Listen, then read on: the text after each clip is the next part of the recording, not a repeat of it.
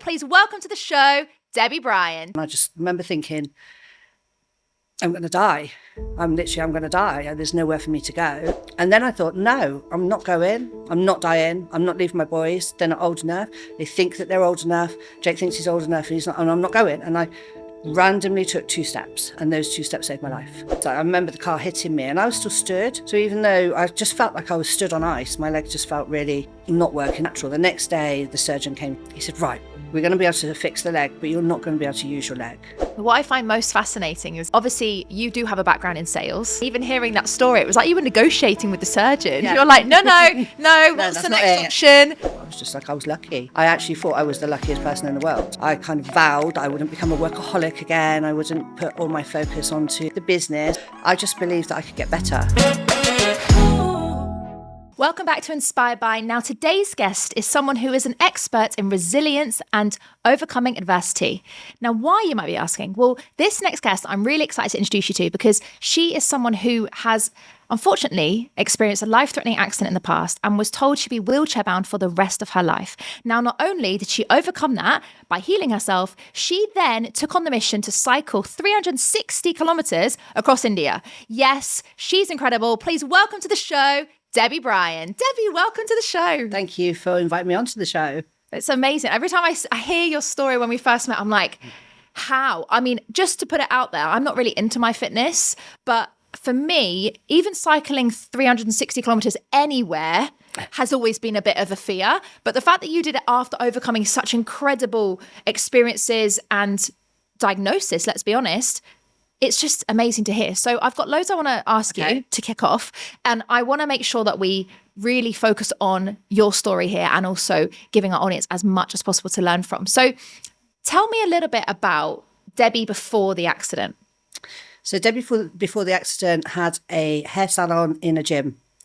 So I was in David Lloyd and Next Generation. So my salon was in a gym. I'd just taken over from my business partner, just relaunched my salon. Got, on a shoestring, realistically. I went to Body Pump 4 times a week. I cycled to work. I'd done a little bit of running. I wasn't brilliant at the running, but we were busy. So, everybody that I knew was either going to a class, been to a class, running a class, or skiving in my salon because they didn't want to go to their class. So my life was very, very gym orientated. I wasn't like a skinny little thing by any means. I was trying, I've been trying since I was 14, I think, when I actually looked okay. I didn't know about it. But I'd been a sales manager for a travel company for quite some time. And then one of my friends said to me, she'd been to the gym to check out the membership and when they were building it, and they just said, do you want to have a look at the salon? And so we were like, we always talked about having a hair salon. I'd been hairdressing since I was 14, but came out of it. And I couldn't say no. I loved my job, my sales job. I had 40, 50 home workers in my team, selling £1 million worth of holidays.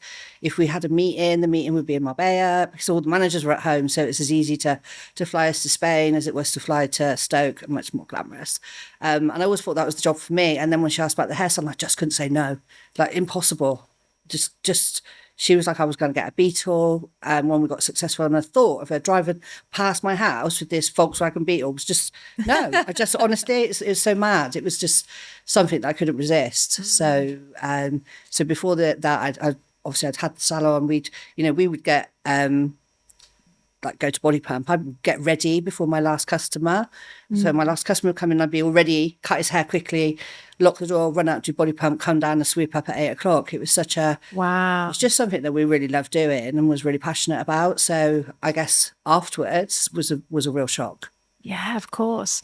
And so it sounds to me that you were very physically active. It was a very go. And also, business is in your blood, clearly. So there's a lot of resilience that comes with that as well. Now, we are going to go deep into adversity and resilience and what you've learned from the accident, but tell us what happened. Like, what changed?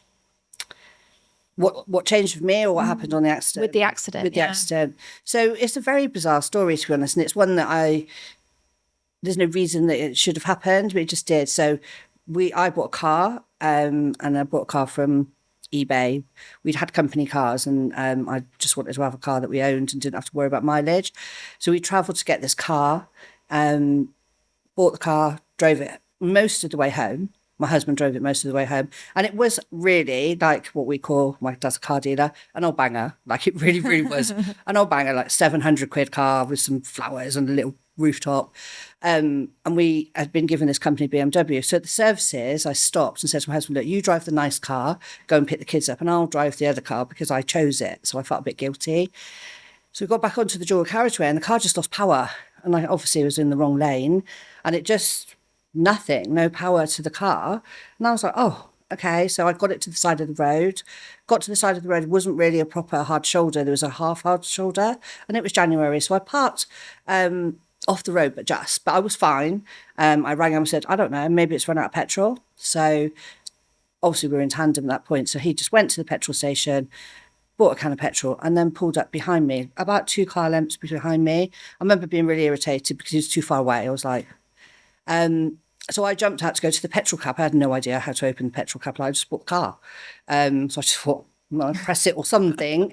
And a car went straight into the back of him. Like for no reason, he was off the road and the car went into the back of him, first of all, and shunted this BMW forward. And I remember looking and thinking, okay, let's just shove the car.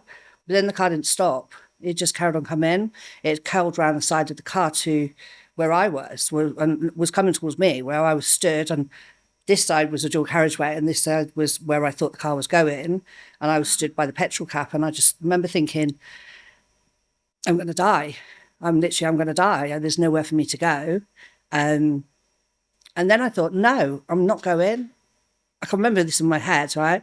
No, I'm not going. I'm not dying. I'm not leaving my boys. They're not old enough. They think that they're old enough. Jake thinks he's old enough and he's not, and I'm not going. And I randomly took 2 steps and those 2 steps saved my life because the car hit where I was stood.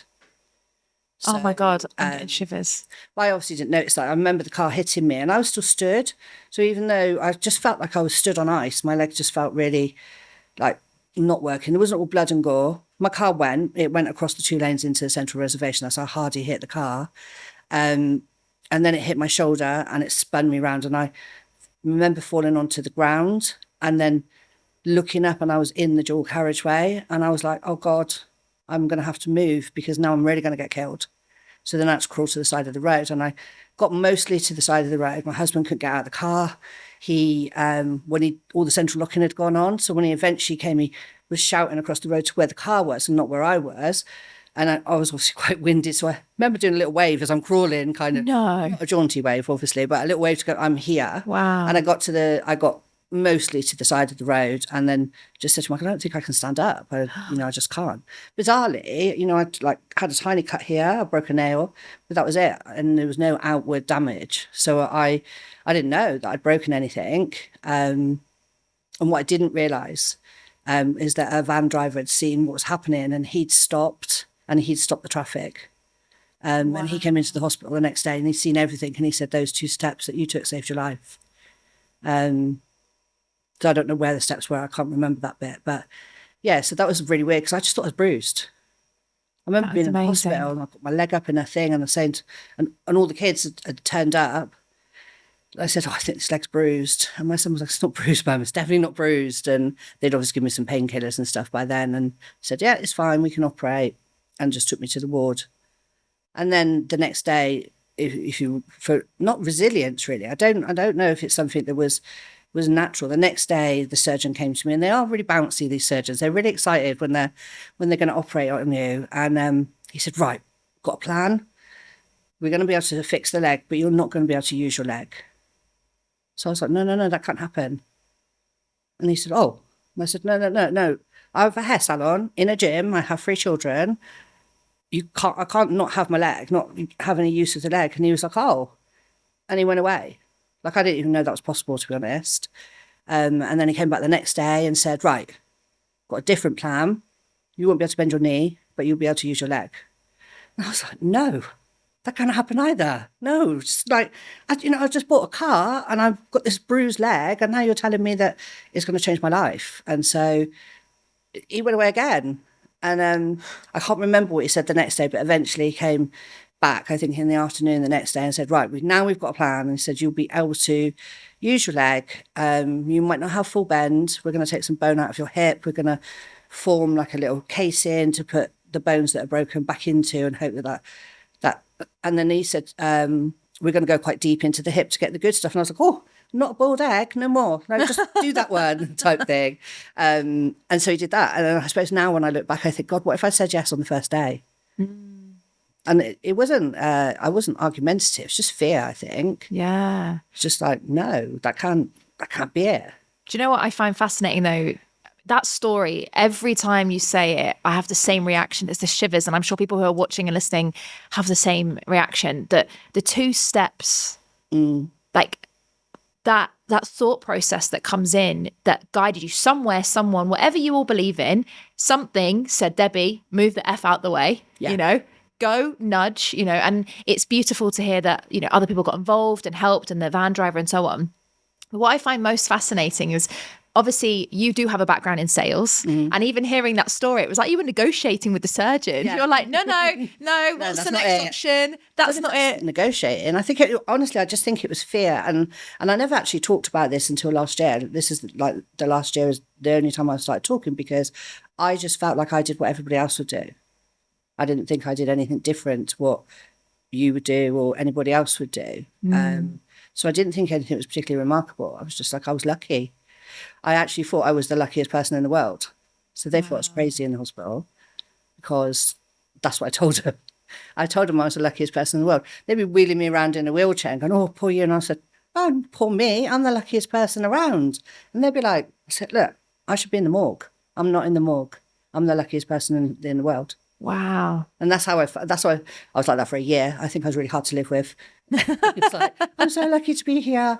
It's Mother's Day. I shouldn't be here. I'm so lucky. Wow. Yeah, I think my kids wanted to actually go, maybe. So, but yeah, I honestly thought I was the luckiest person, because, you know, door number 1, door number 2, better than door number 1. So I'd already gone to the worst case scenario. Yeah. Which was completely opposite to my family. And my husband hadn't got to that stage. So he was angry, he was upset, he went through lots, which is his story to tell, really. But he went through a lot of anger at the driver, anger at the whole situation. He dealt with it differently to me, and I couldn't understand it, because I was like, well, I don't understand. I'm really lucky. You know, I'm sitting in this hospital bed. I'm very lucky. Wow. So whether that luckiness was wise, like, look, I'm the lucky person. Don't make it worse by telling me I can't use the leg. Never really went back to body pump though. I find that really fascinating though, because that comes into the piece of how we all handle adversity. Because like you said, everyone experiences different. And I'm a massive believer in gratitude and appreciation. And the fact that you probably were, okay, to some annoyingly walking around in the wheelchair saying, you know, oh, I'm lucky and being grateful. But because you were going around thinking that, everyone else probably thinking, what is she on? But that, in my opinion, probably had a huge impact on your recovery, because your belief system does drive a lot of, for all of us, it does drive. And if we feel that our luck is there and it's on our side, the likelihood of us actually being able to create, in my opinion, does massively increase. Whereas a lot of people, like you said, your husband, have a different experience. They have different reactions, or how we face things differently. So since the accident, what would you say has changed in your mindset or your belief system since that, and the feeling of overcoming that adversity now? Well, the first thing that I was really shocked at is that one push come to shove and I thought I was going to die. I didn't think about my business. The only people I thought about was my family. Interesting. I didn't think about having a flat stomach. I didn't think about the business. All the things I thought were really important before, when it came to it, just the people who lived in my house were important. And that was that. So I kind of vowed I wouldn't become a workaholic again. I wouldn't put all my focus onto the business. Of course, you slip and then go, oh, doing it again type thing, because that's what's natural to you. Running a hair salon afterwards was so tough. So tough. That was really, really hard. But, you know, I had to pay the wages. I had to bring some money in. I had to look after myself. I famously remember being in the hospital, and I had the best time in hospital. It sounds awful, but I was, my clients all came in, they brought me pajamas, cakes.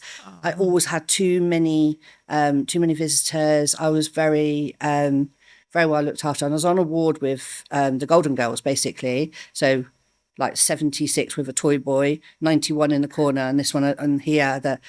And they kept putting me in a hospital night, and I was just like, oh, they're trying to make us all look the same. I'm not sure what's going on here. But, you know, I looked at them and I just thought, God, you know, the 91-year-old's hopping out of bed and going to the toilet. I'm having to use a bedpan and pull myself up. So some of those bits were quite tough, but I just believed that I could get better. I think I was quite deluded. I just believed that I could get better. I remember when the physio came and they'd say, these exercises to do, I'll just do them religiously. And I'm never a girl that does as she's told at all. But I did whatever, because I just thought if I do whatever they tell me, then I'll get back to where I want to be. It's a long recovery. So the first part was because they'd put this bone in my knee, they'd built like a little saucer, put some other bones in there to try and put that back. So I was non-weight bearing, not even touch weight bearing, non-weight bearing for about 5 months. Wow. I ended up with 2 plates and 22 screws for my, what I thought was a bruised leg. 2 scars on my legs that are like 10 inches long. And I was on crutches for all that time. So for like 5 months on crutches, never ever learned how to get up the stairs.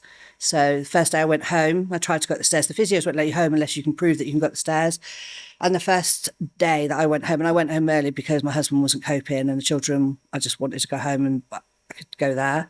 So I said to my, they took me round and I couldn't do, because they made me walk to the physio, and it was really, you know, big swollen leg. And so they sent me back, let me have a sleep, and then brought a wheelchaired me round to the physio, let me do the little bit, and then was like, yeah, you can go home. So the first time I went to go up the steps, I fell on my foot. I just fell. So I fell backwards, stood on the leg. And then after that, I was kind of lost my bottle a little bit. So I went up on my bum for a long time. I had great upper body strength, I'm telling you. If you want to get them bigger wings on, yeah, you know, blessings. So yeah, I went up on my bum. And there was one time that we went to take that at Wembley, and I tried to have a conversation with the ticket people to say, can I sit somewhere else apart from where my seat was? And they were like, no. I said, well, I have to go on my bum to get up the stairs. And they were like, hard luck. So what I did, so I suppose this comes under resiliency.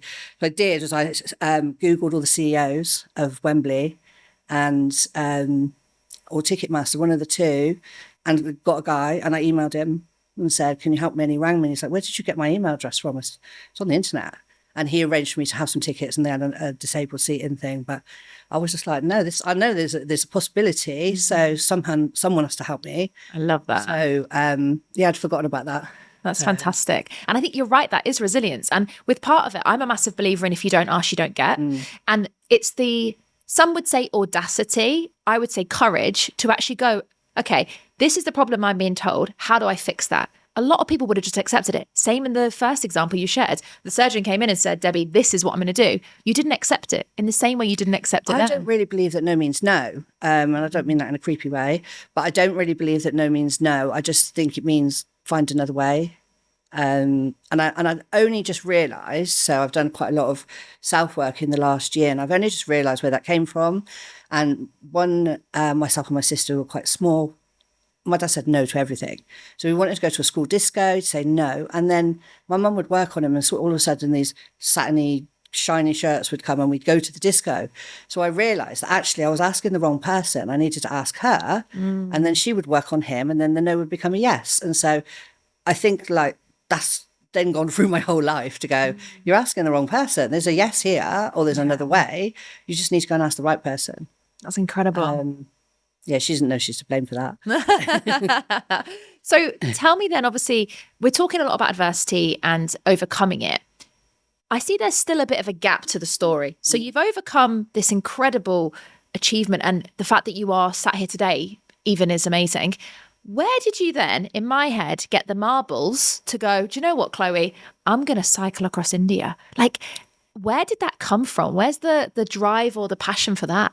Well, I tried lots of things to get back to being myself. I had to go and see a lot of surgeons because obviously it was a car accident and they wanted to assess where I was, and I thought I was getting better. So I thought I was doing all the exercises and I was doing what they told me to do, and I thought, you know, eventually I'm going to get back to where I was, exactly where I was.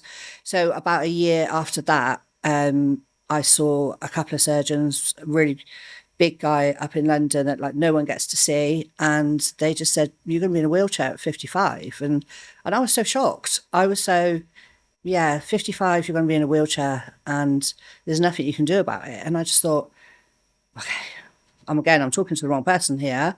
That's for normal people. That's not for me.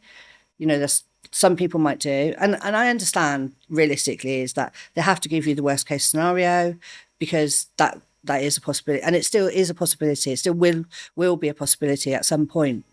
So I guess my friend had done a big ride in Brazil.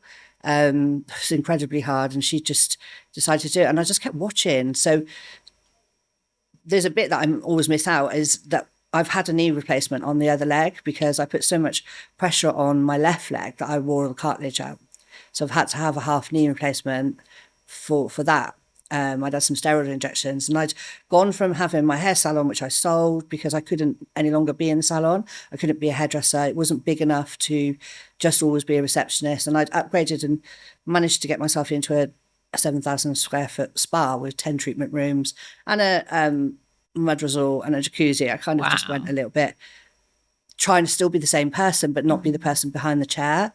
And I fell in love with a building that was built on sand, I think, to be honest. Never ever, anyone takes anything, would never fall in love with a building, okay? Just don't. It cost me a lot of money. And I was running around all the time and I ended up having this knee replacement and the spa was great, but I'd then sold it to somebody else and I was still business consultant for him. And the horror of what it was like to have an operation and still work before was just so fresh in my mind that I was just, no.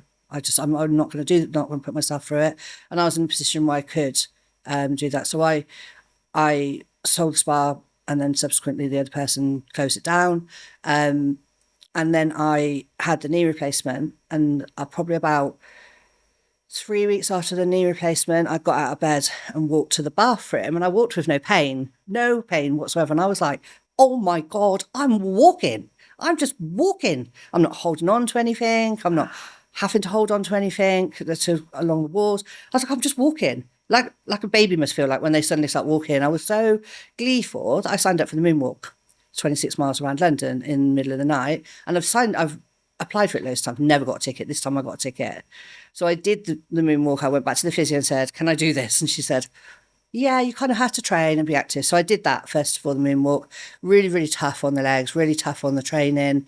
But I did that. And then I didn't do anything. I just stopped again because it was so tough afterwards. Always the next day I'd be walking like a crab. My feet would hurt, my knees would hurt, my hips would hurt. And so when she did the cycling challenge, I was like, okay, my surgeon loves cycling. Instantly, my surgeon is called Sunny Day. That is his name. Perfect name. It's called Sunny Day. So she did this. And then one day she just sent me the thing, said, should we do the India? And I just paid the deposit and did it. Didn't think anything about it really. Wow. And I'd looked, we were gone for 10 days and it was 360 kilometres. I thought, 36 kilometres a day, that's fine. I can manage that. Of course you don't. You're there for 10 days. We only cycle for 5. So when I really looked at the itinerary and the first day was 74 kilometres, the next day was 94, I was like, oh my God, what have I done? But we had a training schedule and I went and I saw a boxer, a lady who just started boxing. I think her name's Amy Andrews. She's amazing. And I saw her on a stage and somebody asked her what motivated her to get up in the morning and do the hill runs. And she said, nothing at all. She said, but I know if I don't do those, when I get in the ring in 6 months' time, I'm going to get punched in the face. I'm going to be embarrassed and I'm going to lose and it'll be my fault. So that made me commit to the training. Wow. Because I was just like resonated so strongly with me. It's like, if you just put the work in, then this is possible. Yeah. And you know, there's a bus and there is the option of getting on the bus. However, as I said, my friend had done this before and there was a lady in her 70s that was called Margaret who the whole of the time they were in Brazil, and Brazil was really tough because it was all cliffs. Every time they came along the bus, said, do you want to get on the bus? They were like, is Margaret on the bus? And they say no. So then nobody could get on the bus. Fantastic. So all the time she just kept saying to me, if you get on that bus, I'm going to call you Margaret for the rest of your life. That's a great friend. Yeah, she's a terrible friend. But, you know, that was my thing. I was like, I'm not going to get on the bus. Because if I get on I knew that if I got on the bus, then I was going to be upset with myself. And it was only because I didn't put the prep in.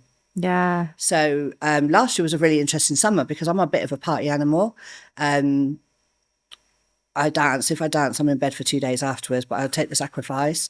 So last year I didn't go out on Saturday night because we trained every Sunday morning. I missed festivals, I missed barbecues. I was so scared that I wouldn't be able to do it, that I put the work in. But you know what I love about that is exactly what you said. It's about the sacrifice. And I think when it comes back to setting these goals, a lot of people don't achieve goals because they're not prepared for the sacrifice. They're prepared for the result and the feeling and the amazing result, but they're not necessarily ready for the sacrifice. What would you say you've helped you get ready for that sacrifice? And do you think that having it taken away from you with the accident helped you build up that resilience to go, do you know what? I'm going to do this. I'm actually prepared to do this. I think in my heart, I believe that I'm destined for a big life and I want a big life. And that doesn't mean lots of riches, it's just a big life, lots of experiences and travel. And I'm not prepared to settle for anything less than the big life. So if something comes along that I shouldn't be able to do, I think, well, you know, Bear Grylls goes up mountains, kills himself. His was the first book I read. We went to Egypt on holiday that year, just after I come to crutches, and I thought, I'll read the Bear Grylls one and I'll see what it's like for somebody else who's, plenty of people are worse off than me. You see all the Paralympians and stuff, and I think, God, what am I complaining about with a couple of dodgy knees? So I just don't believe that anything's out of bounds for me. So if I want to do something, I just have to work out how I do it. Yeah. And I suppose that comes from the business head of like, what do I, when I took on that great big spa, I put a piece of paper through the door to the landlord because I couldn't find it where it was. And he rang me and I negotiated this amazing building. It was amazing and it just wasn't built properly as such. So it was amazing. It was when we moved in, things like the door handles came off when you're in the room with people, and that's a different story. But I just didn't believe that I should be restricted. I still don't. I don't think anybody. I think anybody comes to me and says they want to do something, no matter how incredible or how big it is, I'm like, okay, so how do we do it? I suppose in my coaching, I call that how do we eat an elephant, one bite at a time. So we just chunk everything down and go. My friend did a training plan last year, and so she's like, we're doing this. And when I saw the 50-mile ride, I was like, I'm never going to be able to do 50 miles. But September, we did the 50 miles. So she'd kind of, and she's strict, there was no getting out of the training. It was just, we're going and that's that. And then along the way, I met so many amazing people last year, and I met a guy who woke up paralysed, Jimmy McCash. He woke up paralysed from the waist down. He'd had like a shingles type disease, and I met his wife, and then I was talking to him, and he just climbed Everest. Wow. On crutches, just climbed Everest on crutches. And I'm like, there's no excuses. There's no excuses for me to be able to say that I can't do this. And there was one day when I was talking to him, he has a platform called See No Bounds. So I was talking to him, and I said, oh, Jane, it's going to rain on Sunday. And he's like, Deb. And as I said it, I thought, oh my God, talk about talking to the wrong person. Know your audience, right? Yeah, very much so. And he's like, I just climbed Everest. I said, yes, I remember that you just climbed Everest, as I was saying that stupid comment. And he said, well, you know what I'm going to say to you, man up. Yeah. Basically, there's another word in between. We'll save that off the podcast.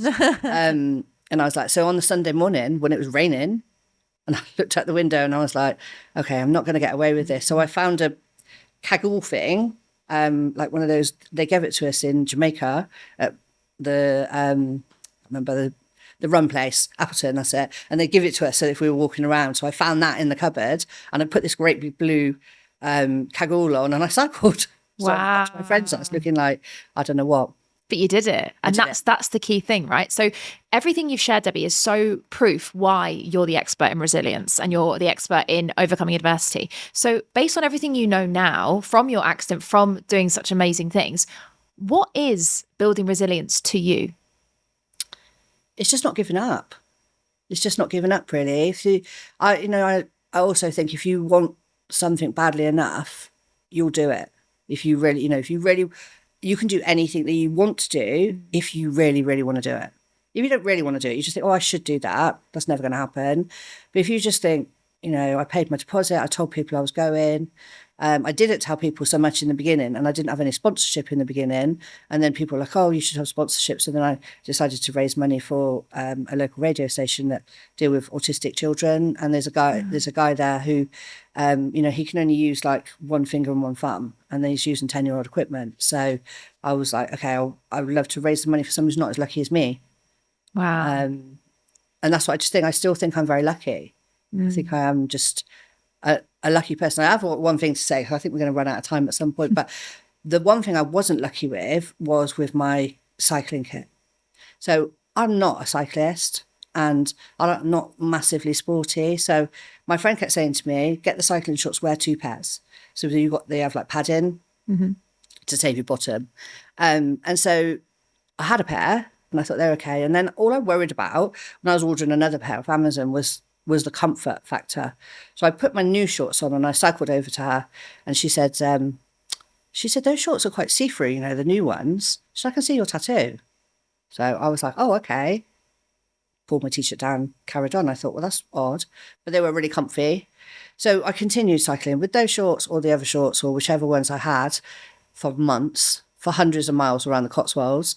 And it wasn't until I was ordering my kit to go to India, and you have a bag for every single day, and I ordered some more shorts, and they were more see-through, like a proper mesh, and I realised that actually they were underwear. So you have underwear shorts and short shorts. No. So I did hundreds of miles on a bike around the Cotswolds in my pants. And I had no idea. People kept beeping, and I thought it was just being support. No way, that's amazing. So yeah, so pants were just like, that's the thing that was the problem. Yeah. So. But you learnt the lesson, and that's the key thing, right? It's the lesson, put some leggings over the top. But then your clothing behaves differently when you're in India. So, it's hotter, you're sweating, and they move. So I like, my most memorable part of India is not when we cycled across the rocks or when we cycled across the sand that everyone else had to get off and I did, was when they rolled down and I was cycling past some boys that had come out of school and they chased me through the village laughing, and I just was pedaling and trying to pull the shorts back up again. Yeah, that was memorable, to be honest. So, but we were really lucky in India. Everybody came out of the house and clapped and waved us. That's fantastic. Everyone, all the children, all the adults, every village we went through, everybody was just clapping. So that kind of helped you keep going. When you're huffing and puffing and they're waving to you, you're like, I better smile now instead. Yeah. So, and that's what I love the most about when it comes to building resilience, is you're not on your own doing that. Whenever we've experienced challenges in our life, whenever we've been knocked down, if we're on our own and we truly feel on our own doing it, I believe that it makes it so much harder. Yeah. We're always around people that can support us. We just need to ask them. And like you say, if we don't have them, find the right person. You mentioned that with your husband was supportive of you and all these incredible people that you've met on the journey. I'm curious from your perspective. Obviously, we're here to talk about inspiration. Your story is so inspiring. It's unreal. Who has inspired you on your journey through this interesting phase of your life? It's a hard one, really, because I can only really remember who's inspired me. Now, I will have to say my friend Juliette, who had done stuff and forced me to get on that bike, and she nothing stops her. So she's a very inspiring person. She's done bike rides and signed up for all sorts of things since then anyway.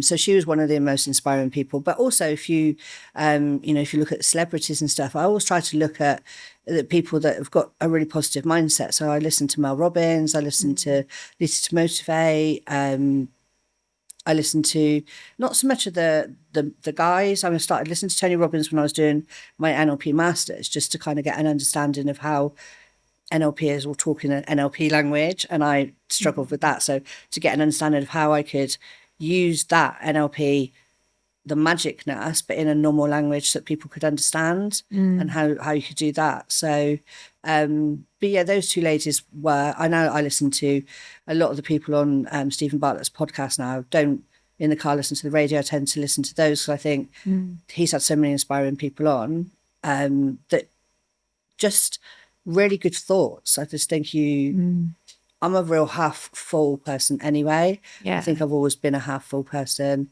quite independent. And so just listening to other people that are intelligent, realistically, that's probably the only word, intelligent, and have gone into looking at psychology. I'm always fascinated by people. Like, incredibly nosy, incredibly. I analyse people's shopping baskets in the supermarket. I love that. I literally look and go, oh, that one's on a date tonight. That one's I literally. That was having a bad day. Yeah. Got a tub of Ben and That Jerry's. one's got all the kids in there. That one's got all the junk food. I think I saw an old man once that had 2 cans of Guinness and a half a loaf of bread. And I was like, oh, I want to buy the other half for you. But that was probably enough. But I'm always so curious about other people. So there's not one person that I religiously listen to. I'm a bit of a butterfly. I kind of go from person to person to person. But I'm always just thinking, well, if people have had hard times, then what kept them going as such? So, and as I say, for me, I just thought I'd done what everybody else would do. Wow. I didn't think that I'd done anything that was inspirational, or I just did what I needed to do to survive. Yeah. Realistically. Survival is such a powerful perspective as well. I think when survival is challenged, I believe that's when our true genius, juices, passion really comes out, because there's no other option. Yeah. Right. You mentioned Steven Bartlett there, and I've followed his podcast for years. I find him very inspiring as well. So it's funny you mentioned that. And he's had some incredible guests on his show. What would you say has been the biggest takeaway you've had from listening to some of his guests, or some of the inspiring people that you've listened to? Oh, I loved so I used to listen to him when I was cycling as well. So when I cycled with my friend, I didn't, but when I was cycling as well, so they're 2 hours. So when you're training, it was actually quite good to just have like one earphone in and something to just distract you. So I've listened to lots of them. And I think is it Mo Gaudat, the happy guy? Yeah. I listened to his, and he was just like, there's just four things. And the other thing was that he parked his brain. He parked the self chatter, and would just go, I can't talk to you right now. I need you to just come back at 6 o'clock. And I think that's one thing that I probably do is I'm very good. When I had the salon, we call it show legs, hairdressers are very, very resilient. If you're ill, hard luck. I've had hairdressers and beauty therapists, and beauty therapists tend to be, I'm sniffing, so I can't do a massage. Hairdressers will, we just go in and power through. And just, if you've got a cold, just take 5 Lemsips until it works. And then you just carry on. So it's something that's already in that industry, I guess, is that the show goes on. If I was having a row at home, if I was having a problem at home, and got to the salon door, that came away. That was just gone. It was like being on stage to a certain extent. So I think that resilience was already there. It just wasn't there on a personal basis. It was there to say, right, I have to do all this for these other people. So I suppose I just got more selfish. Definitely in the last year, I've got more selfish. Brilliant. Hugely selfish. And that's often a negative for a lot of people, being selfish. I remember when I first went through my clinical depression years ago, I remember saying to my therapist, I can't say that, when she was encouraging me to put boundaries up. And I said, I can't say that, that'll be selfish. I can't say that, that'll be selfish. And I was like, it felt so alien to put myself first. Yeah, now, it's interesting that when you say that, it's like you were doing it in your professional life and just getting on with it. But actually, it was the personal side that the resilience wasn't there. So question for you, Debbie. Are we born with resilience, or is it something that we can build on and create? I think you build and create. I mean, when you're born, you can't look after yourself. So you can't be resilient realistically. We're not animals that have to run in the forest the minute that we're born. We're nurtured and looked after. So I think things just have to happen for you to suddenly get a little bit tougher. I grew up in a very, like, nobody was an entrepreneur then, but we grew up in a house where my dad sold cars. They sold anything. So everything was for sale. It'd be really quite normal to come home and the sofa's gone and there's another one come through the window, but someone's have to saw a leg off because it don't quite fit through the window. Or we never owned a car. The cars were always in whatever name they were and it was sold. I come home from school one day, I think I was about 8 years old. So my first very successful sales story. And the TV, so somebody was walking out the door with the TV and they'd bought our TV. And we lived in a terrace, so the lounge was like on the second floor. And I went into the lounge and there's another TV there. So this guy's putting his TV up and there's a knock on the door and someone said, I've come to buy the TV. And my dad had bought 12. He'd got 12 in a deal. He'd sold a car and they part paid in his TV. So all 12 TVs. And my mum just said, oh, Deb, show him how to use the TV. She said, I don't watch TV. Because I've never seen TV before in her life. Luckily, it was like 4 buttons, channels then, and a little switch that you did. So, yeah, all the TV's gone. But that was just a normal day. It was a normal day for things to be sold or odd things to happen, I suppose. I grew up with car dealers, they're odd anyway. Quite normal to see them hanging from the ceiling or hanging from the door frame or anything. So I grew up in a world that was not very, very traditional, I suppose. And so maybe that gave me some resilience of maybe more looking after yourself and making sure that I was okay, that I did stuff because there was a level of independence. But in all honesty, I suppose, I mean, my first job, I was 14. The day I turned 14, I walked around the town in Swindon and asked every single person if they had a job for me. And the last one, a jean shop, gave me a job. Wow. And then fired me 2 weeks later. Because they said I was too helpful. I was trying to sell people the jeans and they didn't want the jeans sold. They wanted to just wander around. And then that's how I got a job in the hairdressers after that. Because I was just determined to get my own money and be independent, I suppose. I left home at 17. So I think that's also a really powerful connection, though. From my experience, I do believe that resilience and independence are connected. Yeah. Because a lot of the time, if we are codependent on other people, we don't have a need to build resilience. Because I think a lot of what we experience when we're growing up, similar to yourself, what was normal to you, some people are going, really? Like, that was your life? That builds the resilience because you have to be independent. You learn independence. And if often we don't have to learn it, we don't need to learn the resilience. And also, I suppose, we actually expect the unexpected. Somebody else might freak out that their TV's gone or that their parents have gone to Bulgaria and sold all of their clothes and come home with an empty suitcase because they don't have great clothes in Bulgaria, so they sold them all. So I just took that was normal. So when I went to Jamaica and somebody wanted to buy my backpack, I sold it to them because I was just like, well, that's what people do, isn't it? That's normal. So I think if you have a bit of an unexpected life, you do be a little bit more on the ball. What's going on? Am I okay? Is this okay?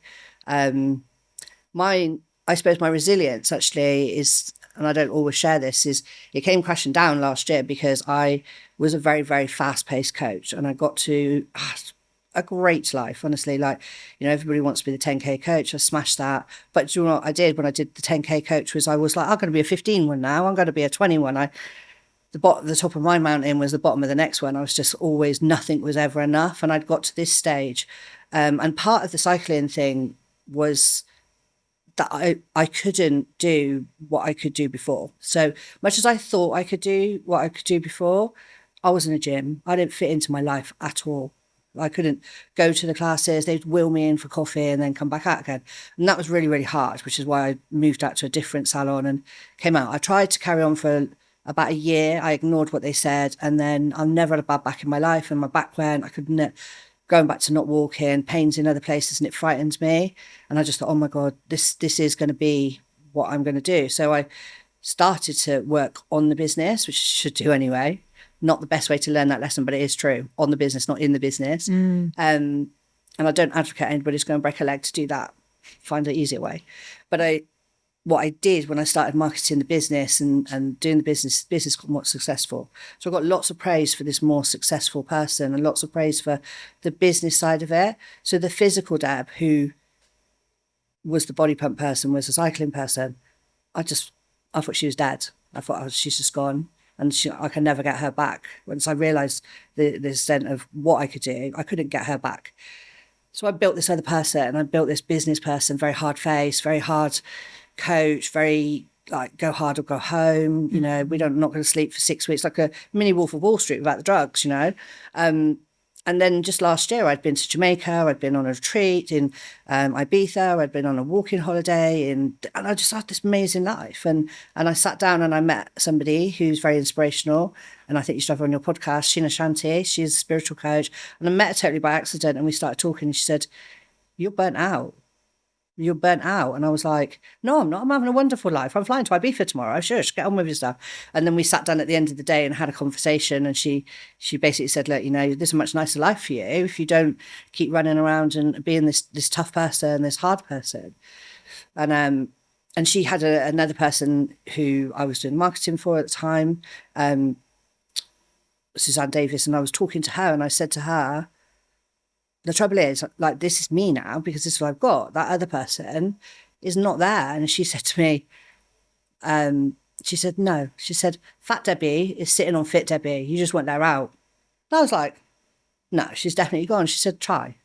And so I kind of went away and thought about it. And I was like, really? Could I just unzip the bag and maybe bring this other person out, this one that's likes to exercise and likes to do this stuff and is a little bit softer and a little bit nicer than this person who's quite hard. And, you know, like one of my clients would call me the procrastination police. Another one calls me a virus, you know. So I was really quite tough and almost emulating a coach that I was with at the time, almost emulating that, because I didn't have my real person. I wasn't this person. So through the exercising, I managed to drag this other person out, and I took 6 weeks out of the business, just stopped. The spiritual coach, Sheena, she said to me, just stop. And I said, what do you mean just stop? I didn't know how. I didn't know how to like look after myself. So she said, just do nothing. So I said, well, what do I have to do nothing? Like I wanted a list of do nothing. Give me a checklist, please. Honestly, I'll phone her up and go, what does doing nothing mean? Does that mean I have to meditate? Do I have to do this? Do I have to do that? Should I be listening to videos? I'm like, now I look at it, I think, oh my God, you're manic. And over the 6 weeks, I did nothing. I just pottered. And she'd go, how are you feeling? I'm like, oh, I feel all right. Not stressed or anything. She's like, okay, carry on doing that. So just, she wouldn't give me what nothing was. And then about 6 weeks later, I kind of had like this little ball of happiness sitting here. And I just thought, okay, there's nothing, things all right. It's quite good. And then I could see the absolute chaos that I'd lived in, mental hustle chaos that I'd lived in. And not only could I see it for myself, I can now see it in pretty much most entrepreneurs.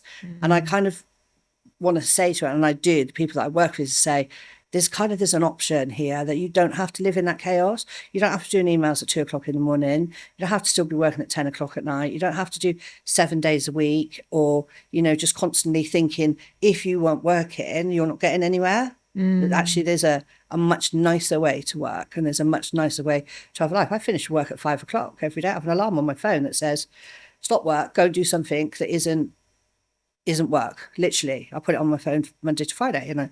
And the people I was working with at the time thought that was amazing. They were like, oh my God, that's amazing. It's like the most amazing thing that I'd ever done was to tell myself to stop work at 5 o'clock. Yeah. But before that, I used to finish at 7 and then go and start cooking the dinner. So like move from maybe one side of the kitchen to the other. And I'd listen to somebody that said about habits and resilience, stuff like that. And it was like, it's not enough to have, it's not enough to just want something. You have to do stuff. So he was like, look at a habit that you've got that's taking you away from what you want to do and make a habit that takes you towards what you want to do. And so I was like, okay, if I keep finishing at 7 and then start cooking the food for everybody, I can't train. I can't train for the bike ride, and I want to do the bike ride. So how do I make some time in my life for that? And so I've set the alarm at 5 o'clock. So sometimes I'd go on a bike ride and sometimes I'd just do the stuff that made it easy for me to take a whole day on the weekend and cycle. So that's kind of now in my life, really, that quietness, that calmness, a lot of like not going to the parties and stuff. Now I'm not really bothered because I realised actually the nicer life is nice. So she's out of the closet and the other one's kind of not gone in the closet, but they sit side by side now. They don't sit on top of each other. But, you know, burnout, you never recognise when you're in burnout. No, absolutely not. And that's because we're in burnout. And I've totally been there before. And everything you were saying, I was like, oh my God, where were you when I needed to hear this a couple of years ago? That's what Emma says. Yeah, of course, because we all experience it. And hopefully those of you watching or listening will get value of this. And maybe you see even a tiny bit of it. You're going, oh my God, that's me. I'm in there right now. And I find it interesting that you refer to these two versions of Debbie, because what I've experienced when we go through grief, when we go through adversity, because it is an element of grieving. There's something that's happened in our lives for all of us that changes who we are. And we have to almost let go of what we thought we were going to be. And we're grieving that. Totally. And you had actually labeled these two versions of Debbie. And it's really beautiful to see that they are now, like you say, side by side, not one on top of the other or one hiding. What advice would you give to somebody else that's maybe been through adversity that is currently still facing this fact that they haven't managed to find this balance between the two versions of themselves? Well, I would say call me, first of all. But I think what you have to do is just allow yourself some kindness. I wasn't kind to me. I was kind to everybody else, but I wasn't kind to me. I was so unkind to me that first bit, when the car was about to hit me and I thought I'm going to die, I was angry that I didn't start fighting earlier. I literally could not show any vulnerability. Not one bit of vulnerability. And it was a protection, I suppose, of where I was. But I was angry for 10 years that I didn't start fighting straight away. That I couldn't even give myself a break in that situation that I didn't do because I thought, I could have done 4 steps. Maybe I could have been somewhere else. So, idiot, why did you do that? That horribleness to myself. No one else would even think of that, but I had that in my head. Didn't really talk about it, but in my head, I was just like, damn it, you could have done better. Yeah. And so I think for anybody who's going through something at the moment, just I can still only meditate for 10 minutes. Even I go on YouTube and I find a bit of music to listen to and just breathe. That's all it is. It's just breathing and just doing some nice deep breaths. And if it says more than 10, 12 minutes, I won't even click on it. And I'm still very impatient. When it says the 5, 4, I'm pressing at 3, just in case that makes it quicker. I know it's not, but I still do press at 3. And just take 10 minutes to yourself. Just 10. Not like some days when I'm really busy, I'll put the damn music on when I'm in the shower and I try to do the breathing when I'm in the shower. But what it does is just takes my head to a different place. So what I'm saying is just switch off for 10 minutes, even if it's in the shower, even if you've got to just go and park somewhere in a car park and just turn everything off. Like they like white noise and stuff for meditation and just breathe, stop your head for a minute, because you'll find that is enough in the beginning, or it's enough to kind of go, oh, actually, I did have, after that 6 weeks, I had one afternoon that went to hell in a handcart, and all I craved was to go, I just want to go upstairs and do the meditating. And I think the other thing is you have to be aware of how much when you're in the hustle, when you're in the chaos, what I thought was a great life wasn't really a great life. I had to work really hard to earn the money to have the nice holiday, to have the nice meal, to be able to treat everybody else. What I was doing was rewarding myself with all these lovely things for the horror that was my day. So I was like self-soothing myself with the luxury, with the, okay, we're going to go on a super yacht. We're going to go to the Caribbean. So I soothed myself by saying, it's worth it for these nice things to have to do the tough stuff, to have to be hardworking. And I was just like, running away from my own life, like you're on holiday. And I think that's something that you have to check in. It took someone external to tell me you're running away from your actual life. You're having this life that perpetuates you to have the holiday, have to have the nice meal, have to have all that stuff. So when I stopped, I stopped work for 6 weeks as well, which is like, I was working since I was 14 years old, or even before, really. And so for me, that was just the most frightening thing. Probably the most frightening thing I did, but the best thing that I'd ever done. So I'm not saying for everybody they have to stop work, but I was in a position that I could. And mine was so extreme that that's the only way I think it would possibly work, that I had to work it out for myself. And now I still like a nice holiday, but I don't crave the holiday. I would crave it.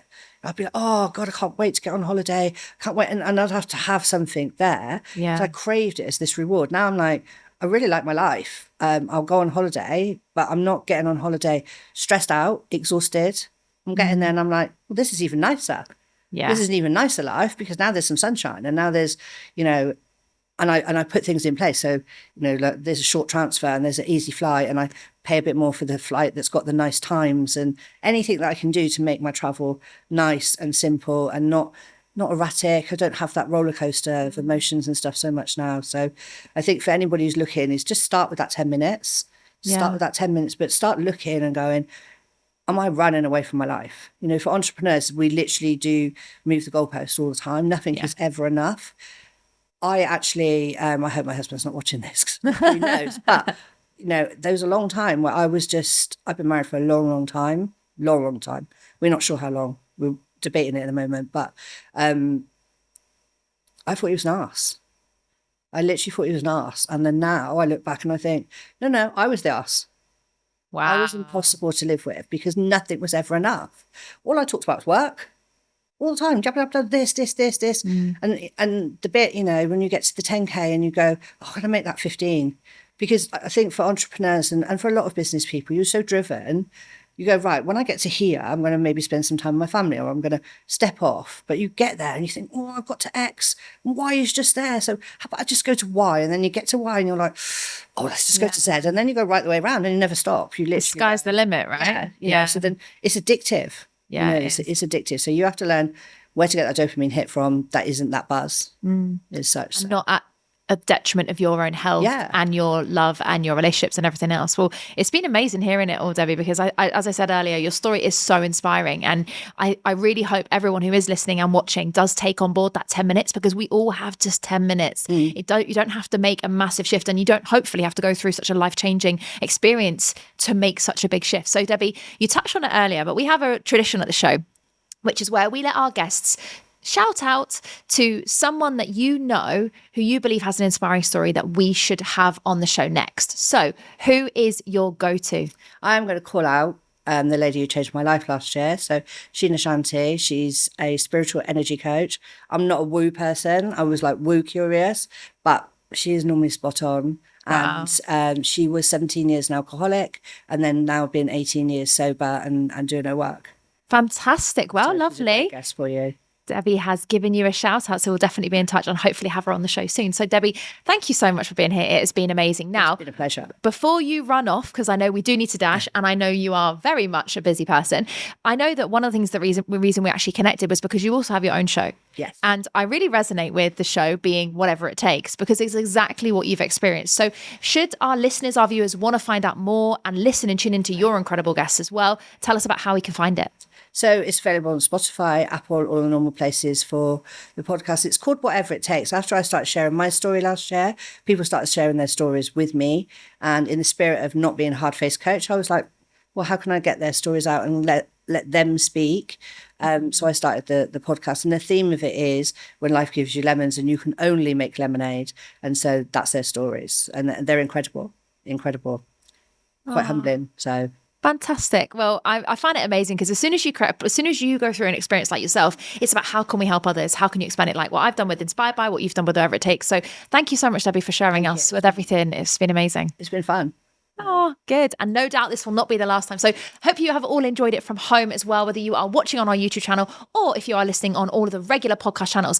If you are watching on YouTube, I'd love it if you could share with us in the comments what's one of the most inspiring things that Debbie shared with you today. What's the one golden nugget, or what we like to call mic drop moment, that you found most inspiring? Type it in the comments and I cannot wait to read them. If you are tuning in on any of the regular podcast platforms, if you're on Apple, Spotify or anywhere else, do make sure that if you haven't already, you have subscribed to the show, because the bigger the show, the bigger the guests and the more inspirational stories I can bring to you. That's all we have time for now. I'll see you next week.